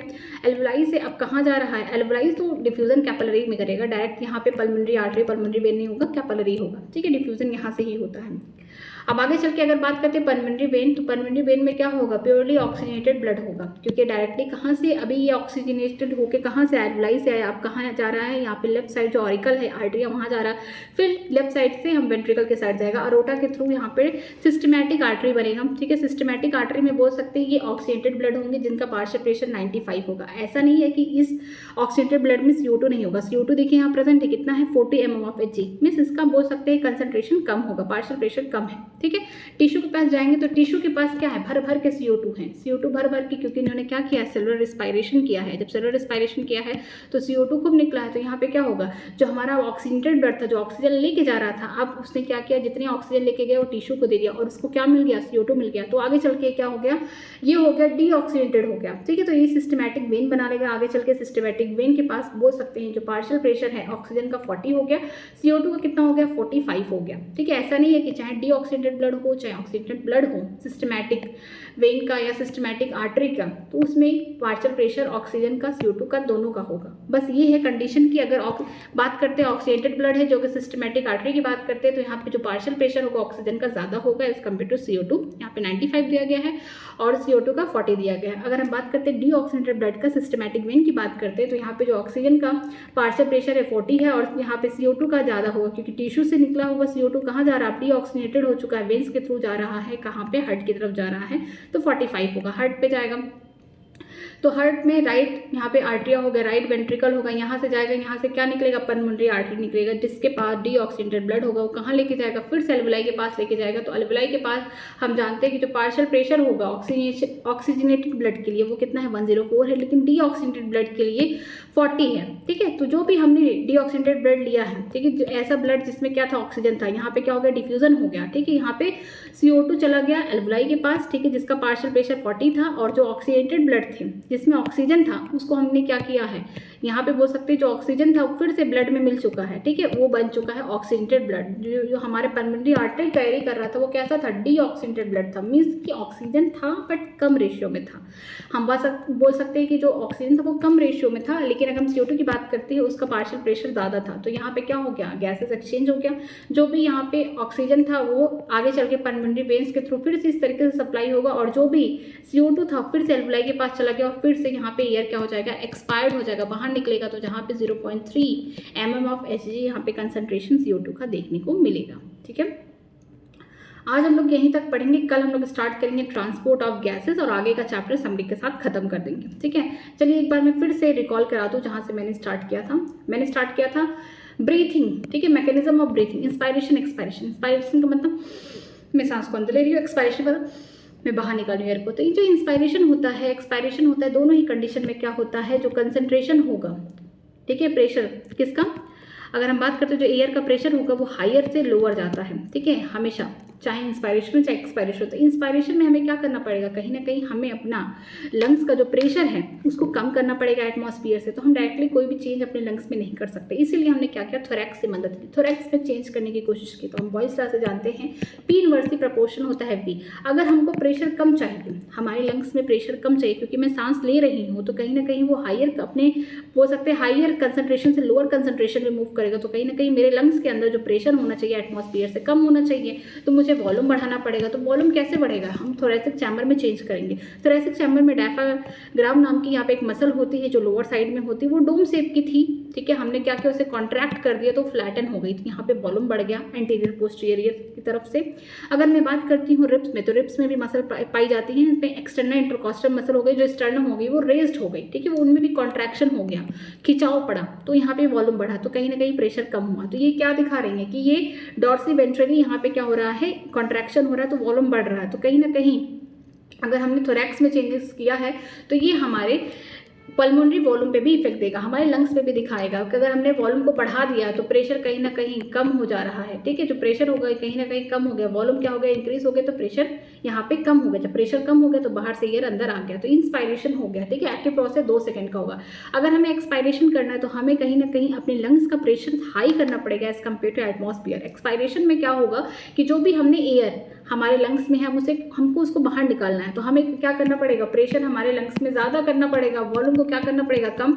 तो वॉल्यूम कैसे कम होगा, जिस तरीके से हमने वॉल्यूम को बढ़ाया उसी तरीके से वॉल्यूम को कम कर सकते हैं। जो हमारा डोम शेप का पहले डायफ्राम था, फ्लैटन हो गया था इंस्पायरेशन में, अब हमारा जो फ्लैटन हो गया इंस्पायरेशन में, तो हम एक्सपायरेशन करते, तो हमारा जो फ्लैटन शेप का जो डायफ्राम है अब वो फिर से डोम शेप में बन रहा है। तो यहाँ पे वॉल्यूम क्या हो रहा है, डिक्रीज हो रहा है। जब वॉल्यूम कम होगा तो प्रेशर बढ़ेगा। साथ में जो हमारे स्टर्नम थे, जो एक्सटर्नल इंटरकॉस्टल के मसल कॉन्ट्रैक्ट थे, वो रिलैक्स्ड हो गई हैं, फिर से नॉर्मल पोजीशन पे आ गई। तो इससे क्या होगा, वॉल्यूम कम होगा, वॉल्यूम जितना कम होता जाएगा प्रेशर उतना बढ़ता जाएगा। तो प्रेशर क्या हो जाएगा, हमारे लंग्स का कहीं ना कहीं थोरैक्सिक चैम्बर की वजह से, यहाँ पे जो थोरैक्स के चैम्बर में चेंजेस हो रही है, जिसकी वजह से हमारे लंग्स के अंदर जो यहाँ पे वॉल्यूम है कम हो रहा है, प्रेशर क्या हो रहा है, ज़्यादा हो रहा है। जब प्रेशर ज़्यादा हो जाएगा उस समय तो हम क्या करेंगे, एयर को बाहर निकाल सकते हैं। ये पैसिव प्रोसेस है, ये 1 सेकंड का होता है। देखिए इंस्पायरेशन में हमने देखा था कि हमें एयर को बाहर से अंदर लेना है, तो कहीं ना कहीं यहाँ पे हायर कंसंट्रेशन होना चाहिए था, हायर प्रेशर होना चाहिए था एज कम्पेयर टू हमारे लंग से, ठीक है। तो इस कंडीशन में क्या होगा कि जो एयर है अंदर आएगा बाहर से, तो तब आएगा जब हमारे लंग्स के अंदर जो प्रेशर होगा वो क्या होना चाहिए, यहाँ पे कम होना चाहिए। कम कैसे होगा, क्योंकि हम बॉयल्स लॉ से जानते हैं कि अगर प्रेशर कम करना है तो वॉल्यूम बढ़ाना पड़ेगा। वॉल्यूम तब बढ़ेगा जब यहाँ पे डोम शेप का डायफ्राम फ्लैटन हो गया, ठीक है, यहाँ पे कॉन्ट्रैक्ट होगा, फ्लैटन होगा, तो ये क्या हो रहा है, एंटीरियर पोस्टीरियर एरिया में यहाँ पे हम बोल सकते हैं डायफ्राम हमारा वॉल्यूम को बढ़ा रहा है। लेकिन अगर हम बात करते हैं स्टर्नम की, रिब्स की, तो वहाँ पे जो रिब्स के मसल्स है ये भी क्या हो रहे हैं, कॉन्ट्रैक्ट हो रहे हैं, वॉल्यूम को बढ़ा रहे हैं, रेज्ड हो रहे हैं। देखिए इस तरीके से वॉल्यूम को बढ़ा रहे हैं, प्रेशर कम हो रहा है, जिसकी वजह से एयर अंदर की तरफ आ रहा है। एक्सपायरेशन में क्या होगा, हमको एयर को बाहर निकालना, तो कहीं ना कहीं हमें अपने लंग्स के प्रेशर को क्या करना पड़ेगा, हाई करना पड़ेगा, और वॉल्यूम को कम करना पड़ेगा। वॉल्यूम कैसे कम होगा, जैसे ही हमारा फ्लैटन हुआ था डायफ्राम, वॉल्यूम बढ़ाया था, वो क्या हो जाएगा, फिर से डोम शेप में हो जाएगा, रिलैक्स स्टेज में आ जाएगा, अपने अपवर्ड की तरफ आर्क कर लेगा, ठीक है, डोम शेप में हो जाएगा। तो इस समय क्या हो जाएगा, एंटीरियर पोस्टीरियर जो एक्सिस है उसमें क्या हो जाएगा, यहाँ पे हम बोल सकते हैं वॉल्यूम कम हो गया, तो कहीं ना कहीं प्रेशर क्या हो जाएगा, ज़्यादा हो जाएगा, ठीक है, इनवर्सली प्रोपोर्शन है। अगर हम बात करते हैं रिब्स और स्टर्नम की, पहले ये कॉन्ट्रैक्ट थे, फिर से क्या हो गया, अपने ओरिजिनल पोजीशन पे आकर रिलैक्स्ड हो गए, तो इस कंडीशन में क्या होगा, जो वॉल्यूम होगा फिर से कम हो जाएगा और प्रेशर ज़्यादा हो जाएगा, तो एयर बाहर निकल जाएगा। टीवी की बात करते हैं, इस ग्राफ से देखते हैं, मैं नॉर्मल इंस्पायरेशन कर रही हूँ, नॉर्मल एक्सपायरेशन कर रही हूँ, इस तरीके से छोटे छोटे सांस ले रही हूँ, छोटे छोटे यहाँ पे मैं बोल सकती हूँ इंस्पायरेशन कर रही हूँ, एक्सपायरेशन कर रही हूँ। तो यहाँ पे जितना वॉल्यूम ऑफ एयर में एक बार ब्रीथिंग में लेती हूँ कितना होते हैं, 500 ml होते हैं। अगर मैं 1 मिनट में देखूँ तो कोई इंसान, एडल्ट इंसान 1 मिनट में कम से कम 12 से 16 बार वो क्या कर सकता है, ब्रीथिंग कर सकता है। तो अगर मैं नॉर्मल यहाँ पे बोल सकती हूँ एयर को इंस्पायर कर रही हूँ, एक्सपायर कर रही हूँ नॉर्मल रिस्पायरेशन में, तो मैं देख सकती हूँ कि 1 मिनट में 6000 से 8000 ml ऑफ यहाँ पे एयर को मैं इंस्पायर कर सकती हूँ, एक्सपायर कर सकती हूँ। अगर इंस्पायरेटरी रिजर्व वॉल्यूम की बात करती हूँ कि एक इंसान जो है नॉर्मल इंस्पायरेशन करता है, नॉर्मल एक्सपायरेशन करता है, नॉर्मल इंस्पायरेशन, नॉर्मल एक्सपायरेशन, ठीक है, उसने क्या किया, फोर्सफुली सोचा कि और मैं कितना एयर अपने लंग्स के अंदर ला सकता हूँ। जो फोर्सफुली यहाँ पे इंस्पायरेशन हो उसी को क्या बोलते हैं, IRV बोलते हैं, इंस्पायरेटरी रिजर्व वॉल्यूम। ये कितना होता है, 2500 ml से लेकर 3000 ml तक होता है, ठीक है। अगर हम वी की बात करते हैं, इंस्पायरेटरी रिजर्व वॉल्यूम की बात करते हैं कि एक पर्सन है जो नॉर्मल एक्सपायरेशन कर रहा था, यहाँ पे नॉर्मल इंस्पायरेशन नॉर्मल एक्सपायरेशन, उसने कहा लो मैं थोड़ा फोर्सफुली अपने लंग से और भी एयर को बाहर निकाल लो। तो जो एक्स्ट्रा एयर निकल रहा है, जो फोर्सफुली एयर निकल रहा है लंग से, उसे ERV बोलते हैं। उसे बोलते हैं हम लोग एक्सपायरेटरी रिजर्व वॉल्यूम, जो 1000 से लेकर 1100 ml तक होता है। और कुछ ऐसे एयर होते हैं जो लंग्स में हमेशा पड़े रहते हैं, चाहे आप फोर्सफुली कितना एक्सपायरेशन कर डाले वो नहीं निकलेंगे। वो क्या है, रेसिडुअल वॉल्यूम है, वो 1100 से लेकर बोल सकते हैं 1200 ml तक होते हैं। ठीक है, आप एक चीज देख सकते हैं, जब आपने नॉर्मल इंस्पायरेशन किया, नॉर्मल एक्सपायरेशन किया, नॉर्मल इंस्पायरेशन, नॉर्मल एक्सपायरेशन, इस तरीके से ग्राफ बनता जा रहा है। इसको मत देखिए, क्योंकि जब आप फोर्सफुली इंस्पायरेशन करें तब ये वॉल्यूम ऑफ एयर आपके लंग्स में आ रहा है। लेकिन अब जब आप नॉर्मल इंस्पायरेशन नॉर्मल एक्सपायरेशन करें, उस कंडीशन में क्या इन पे कोई इफेक्ट देखने को मिल रहा है? कहीं ना कहीं जो यहाँ पे एक्स्ट्रा, आप जब फोर्सफुली एक्स्ट्रा एयर बाहर निकालेंगे, कहीं ना कहीं आप ये पहले से ही आपके लंग्स में प्रेजेंट है। तो ERV और RV हमेशा आपके लंग्स में प्रेजेंट है। लेकिन जब आप फोर्सफुली एक्सपायरेशन करते हैं तो सिर्फ ERV निकलता है, RV नहीं निकलता है। ठीक है, अगर आपको इनको मेजर करना हो, ठीक है, तो किसकी मदद से करते हैं? स्पायरोमीटर की मदद से करते हैं। स्पायरोमीटर में कभी भी आप RV को डिटेक्ट नहीं कर सकते, क्योंकि एक ऐसा एयर है जो हमारे लंग्स में हमेशा प्रेजेंट होता है, तो इसको आप क्लिनिकली डायग्नोसिस नहीं कर सकते हैं। ठीक है, आगे देखते हैं इंस्पायरेटरी कैपेसिटीज में। तो टोटल अमाउंट ऑफ एयर या मैक्सिमम अमाउंट ऑफ एयर एक पर्सन कितना इंस्पायर कर सकता है आफ्टर ए नॉर्मल एक्सपायरेशन। तो आपने नॉर्मली एक्सपायर किया, ठीक है, ये देखिए नॉर्मल एक्सपायर किया, तो आप कितना volume of, maximum volume of air आप कितना अपने एयर को आप एक्यूमुलेट कर सकते, इकट्ठा कर सकते हैं लंग्स में। तो यहाँ पे पहले TB करते थे, आप नॉर्मल इंस्पायरेशन, आपने फोर्सफुली क्या किया, IRV को भी रख लिया, तो इसे हम क्या बोलेंगे, IC बोलेंगे। ठीक है, इंस्पायरेटरी कैपेसिटी बोलेंगे। तो इसमें क्या होगा, TB प्लस IRV। फिर बात करते हैं EC की, तो टोटल या फिर मैक्सिमम वॉल्यूम ऑफ एयर एक पर्सन कितना एक्सपायर कर सकता है आफ्टर नॉर्मल इंस्पायरेशन। इसने क्या किया है, नॉर्मल इंस्पायरेशन किया है, तो कितना वॉल्यूम ऑफ एयर एक इंसान फोर्सफुली बाहर निकाल सकता है, इतना तो निकालता है। ये बोल सकते हैं नॉर्मल इंस्पायरेशन हुआ, तो ये नॉर्मल एक्सपायरेशन भी करता है, लेकिन फोर्सफुली उसने क्या किया, लंग से और भी एयर निकाल लिया, तो मीन्स TB प्लस यहाँ पे ERV भी निकला, तो साथ में हम इसे बोलेंगे EC। EC का मतलब होता है एक्सपायरेटरी कैपेसिटी। अब लोग फंक्शन रेसिडुअल कैपेसिटी के बारे में बात करते हैं। इसमें क्या होता है कि वॉल्यूम ऑफ एयर जो रिमेन होता है, ठीक है, लंग्स में, चाहे आप नॉर्मल एक्सपायरेशन कर रहे हैं, आप नॉर्मल एक्सपायरेशन, इंस्पायरेशन के एक्सपायरेशन के, नॉर्मल इंस्पायरेशन एक्सपायरेशन कर रहे हैं, लेकिन ये जो वॉल्यूम ऑफ एयर है हमेशा अपने लंग्स में प्रेजेंट है, आपके लंग्स में, तो इसे क्या बोलेंगे, ERV प्लस RV। इसे क्या बोलेंगे हम लोग, फंक्शन रेसिडुअल या कैपेसिटी बोलेंगे। ठीक है, आप जब फोर्सफुली यहाँ पे एक्सपायरेशन करेंगे तब जाके ERV निकलेगा, नहीं तो नॉर्मली आपके लंग्स में प्रेजेंट रहेगा। फिर बात करते हैं वाइटल कैपेसिटी में कि मैक्सिमम वॉल्यूम ऑफ एयर, कितना इंसान मैक्सिमम वॉल्यूम ऑफ एयर को क्या कर सकता है, ब्रीथ कर सकता है आफ्टर फोर्सफुल एक्सपायरेशन। जब आपने फोर्सफुल एक्सपायरेशन किया तो ये तो जाएगा ही TB, साथ में ERV भी जाएगा, तो कितना वॉल्यूम ऑफ एयर एक इंसान ऑक्युपाई कर सकता है, TB प्लस IRV कर सकता है, साथ में ERV भी कर सकता है। ठीक है, इसका दूसरा डिफिनेशन ये है, the maximum volume of air a person can breathe out after a forceful inspiration. देखिए, अगर कोई इंसान फोर्सफुल इंस्पायरेशन कर रहा है, मीन्स पहले तो नॉर्मल इंस्पायरेशन करेगा TB, अगर फोर्सफुल इंस्पायरेशन कर रहा है IRV, तो ये क्या होगा, वो कितना मैक्सिमम वॉल्यूम ऑफ एयर को एक्सपायरेशन के थ्रू निकाल सकता है, TB निकाल सकता है, IRV निकाल सकता है, साथ में ERV भी निकाल सकता है। इसी को हम क्या बोलते हैं, वाइटल कैपेसिटी बोलते हैं। अब अगर बात करते हैं TLC की, तो total volume of air a person can accommodate in the lung at the end of the forceful inspiration. Forceful inspiration करने के बाद उसने अपने लंग्स में कितने सारे एयर को इकट्ठा लिए।